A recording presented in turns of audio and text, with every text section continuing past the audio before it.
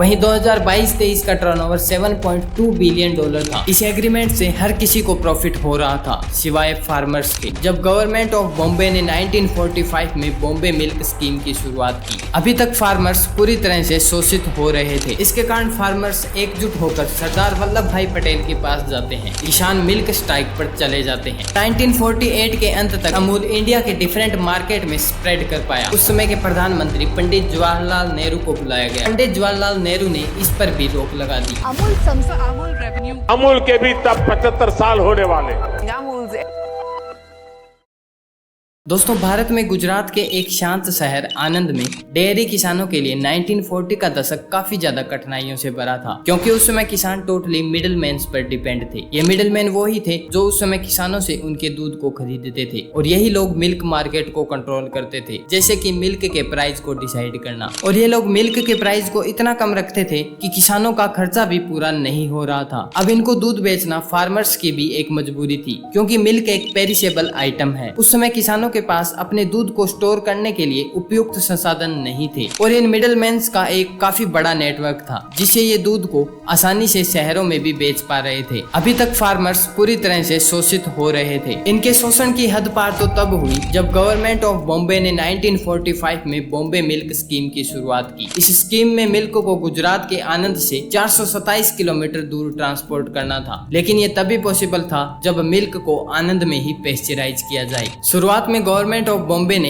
Agreement Poulsen limited के साथ किया, जिसमें वो आनंद से बॉम्बे रेगुलर मिल्क सप्लाई करेंगे। इस एग्रीमेंट से हर किसी को प्रॉफिट हो रहा था सिवाय फार्मर्स के। फिर कहानी में एंट्री होती है 1903 में जन्मे गुजरात के त्रिभुवन दास पटेल जी की, जो कि गांधी जी के विचारधारा को मानने वाले व्यक्ति थे। यहाँ तक कि 1930 के नमक सत्याग्रह में भी ये गांधी जी के साथ ही थे, और इनको जेल भी हुई थी। इन्होंने फार्मर्स को इकट्ठा किया और एक ऐसा आइडिया बताया जिससे फार्मर्स मिडल मैन के शोषण से बच सकते थे। आइडिया था कोऑपरेटिव सोसाइटी बनाने का, जिससे फायदा ये होगा वे खुद का पेस्चराइजेशन प्लांट लगा सकेंगे, जहां किसान अपने दूध जैसे रिसोर्स को स्टोर कर सकेंगे और अपने दूध को मिडलमैन को बेचने की बजाय डायरेक्ट कंज्यूमर्स को बेच पाएंगे। सभी को ये आइडिया पसंद आया, लेकिन इसे एग्जीक्यूट करने के लिए कोई सामने नहीं आ रहा था, क्योंकि प्रॉब्लम ये थी, क्या उस समय की ब्रिटिश सरकार किसानों से डायरेक्टली दूध खरीदेगी या फिर नहीं। अगर सरकार ही नहीं खरीदेगी तो इनका दूध कौन खरीदेगा, क्योंकि अभी तक किसानों का शहरों में कोई खास नेटवर्क भी नहीं था। इस डर के बावजूद एक किसान भास्कर भाई और कुछ अन्य फार्मर्स मिलकर इसे एग्जीक्यूट करने का फैसला लेते हैं। ये सभी मिलकर ब्रिटिश इंडिया सरकार के सामने जाकर उनके दूध को खरीदने की डिमांड करते हैं कि सरकार हमसे डायरेक्टली दूध खरीदे।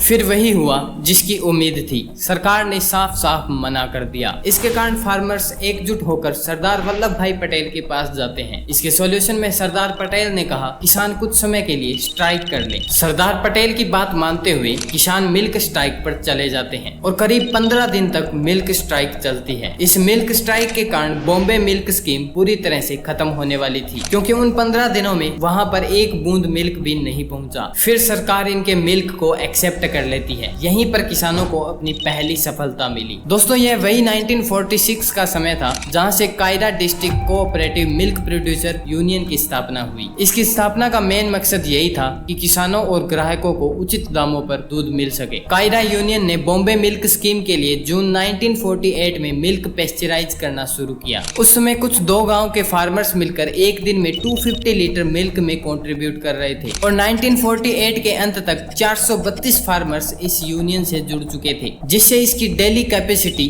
5000 लीटर तक पहुंच चुकी थी। जिसके कारण प्रॉब्लम ये आई, अब बॉम्बे मिल्क स्कीम इस दूध को ऑब्जर्व नहीं कर पा रही थी, और इसी प्रॉब्लम को सॉल्व किया 1949 में आए एक और नए हीरो ने, जिसका नाम था doctor Verghese Kurien. Doctor Verghese Kurien America में अपनी पढ़ाई पूरी करने के बाद शुरुआत में गुजरात के आनंद में आए, और ये एक प्रशिक्षित इंजीनियर और डेयरी विशेषज्ञ थे, जिसके कारण वे डेयरी उत्पादन के गहरी तकनीकी में समझ रखते थे। उसी साल ही डॉक्टर वर्गीज कुरियन कायरा जिले की कोऑपरेटिव सोसाइटी में शामिल हुए। शुरुआत में डॉक्टर वर्गीज कुरियन का लंबे समय तक कायरा में रहने का कोई इरादा नहीं था, लेकिन त्रिभुवन दास पटेल और लोकल फार्मर्स के काम के प्रति साहस और जोश को देखकर इन्होंने यहाँ काम करने का फैसला लिया। डॉक्टर वर्गीज ने सबसे पहले कायरा यूनियन को एक नाम दिया जो था अमूल, जिसे संस्कृत के अमूल्य शब्द से डेराइव्ड किया गया है, जिसका मतलब है प्राइजलेस, जो आनंद मिल्क यूनियन लिमिटेड को भी इंडिकेट करता है। अब कंपनी ने नाम तो सोच लिया था, पर इस ब्रांड की कोई डिफरेंट आइडेंटिटी नहीं थी और ये आइडेंटिटी बनती है अमूल गर्ल। और इसको सोवेस्टर दाकुन्हा द्वारा कोरियन को सजेस्ट किया गया, जिसमें इस लड़की को व्हाइट फिरोक में रेड डॉट्स और रेड शूज के साथ दिखाया गया। इसको उस समय पोल्सन को बीट करने के लिए डिजाइन किया गया था और ये एड कैंपेन लोगों को इतना पसंद आया कि इसको गिनीज वर्ल्ड रिकॉर्ड भी मिल चुका है for long lasting running ad campaign के लिए, क्योंकि ये एड कैंपेन 1966 से आज तक चलता आ रहा है। इसी के साथ डॉक्टर वर्गीज कुरियन और त्रिभुवन दास ने मिलकर एक नया प्लांट भी खरीदा, जिससे अमूल टेक्निकल और मार्केटिंग डोमेन में भी आसमान छूने लगा। अब डॉक्टर वर्गीज कुरियन को इस एक्स्ट्रा दूध से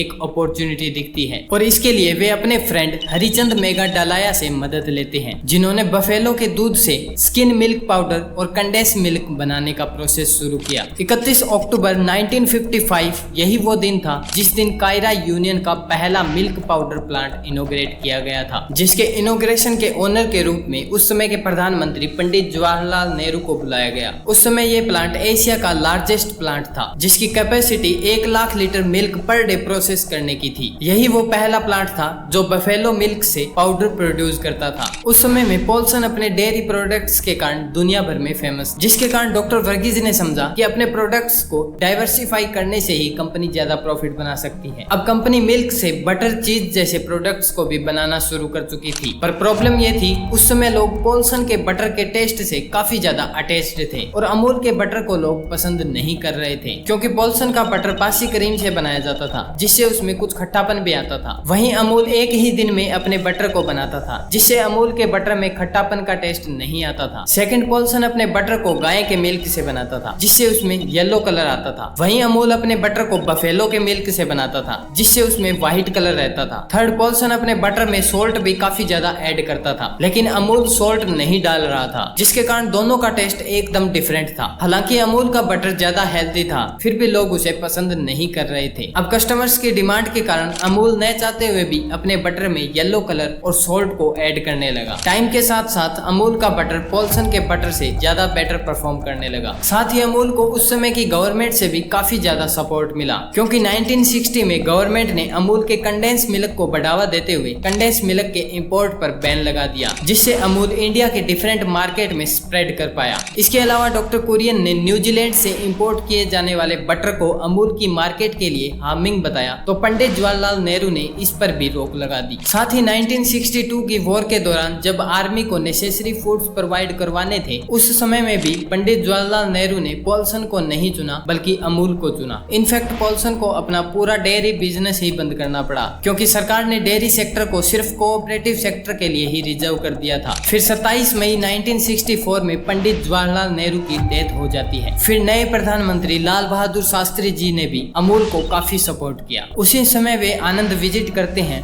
और वहाँ के फार्मर्स से मिलते हैं और उनके कोऑपरेटिव सोसाइटीज के बारे में भी जानते हैं। उस समय उन्होंने कायरा जैसी कोऑपरेटिव यूनियंस को पूरे देश में लाने के लिए जिम्मा उठाया, जिसके लिए उन्होंने नेशनल डेयरी डेवलपमेंट बोर्ड का गठन किया। वहीं डॉक्टर वर्गीज कुरियन की मदद से आनंद में पहली बार मॉडर्न डेयरी एस्टेब्लिश की गई। इस डेयरी ने अदर मार्केट प्लेयर्स को काफी बड़ी चुनौती दी। ये डेयरी इतनी सक्सेसफुल रही कि इसका प्रभाव गुजरात के आनंद, मेहसाना, बनासकांठा, बड़ौदा, सबरकंठा, सूरत में 5 अलग अलग यूनियंस बनाए गए। इसी के बाद भारत में श्वेत क्रांति का उदय हुआ, जिसका नेतृत्व डॉक्टर वर्गीज कुरियन ही कर रहे थे। अब इन सभी यूनियंस को कम्पीट करने से बचाने के लिए कंपनी ने 1973 में सभी यूनियंस को कंबाइन किया और एक Gujarat cooperative milk marketing federation का गठन किया। और कायरा यूनियन ने भी एग्री किया कि वो अपना brand name Amul Gujarat cooperative milk marketing federation को दे देगा। और आज भी अमूल कंपनी को इसी के द्वारा मेंटेन किया जाता है। और अमूल के करंट मैनेजिंग डायरेक्टर RS सोडी की वजह से भी आज अमूल काफी ऊंचाइयां हासिल कर रहा है और आज अमूल में 18,600 cooperative societies, 18 member of union जो 33 डिस्ट्रिक्ट्स को कवर करते हैं। इसके साथ ही 36 लाख फार्मर्स भी शामिल हैं। इसके साथ ही अमूल के पास इंडिया का लार्जेस्ट नेटवर्क है जिसमें 90 सेल्स ऑफिसर्स, 10,000 डिस्ट्रीब्यूटर्स और 10 लाख रिटेलर्स शामिल हैं। इस नेटवर्क के कारण अमूल का फाइनेंशियल ईयर 2021-22 का टर्नओवर $6 बिलियन था। वहीं 2022-23 का टर्नओवर $7.2 बिलियन था, जो कि पिछले ईयर से 18.5% से इंक्रीज हुआ है और अमूल का एम है 2025 तक इसे 1 लाख करोड़ रुपए तक लेकर जाना। इनफैक्ट अमूल की वजह से ही इंडिया सबसे बड़ा मिल्क प्रोड्यूसिंग देश बना है। वाकई में दोस्तों, अमूल की सक्सेस किसी क्रांति से कम नहीं थी। इसके साथ ही आपको मैगी की सक्सेस स्टोरी के बारे में भी जानना चाहिए। इसके लिए इस वीडियो पर क्लिक कीजिए।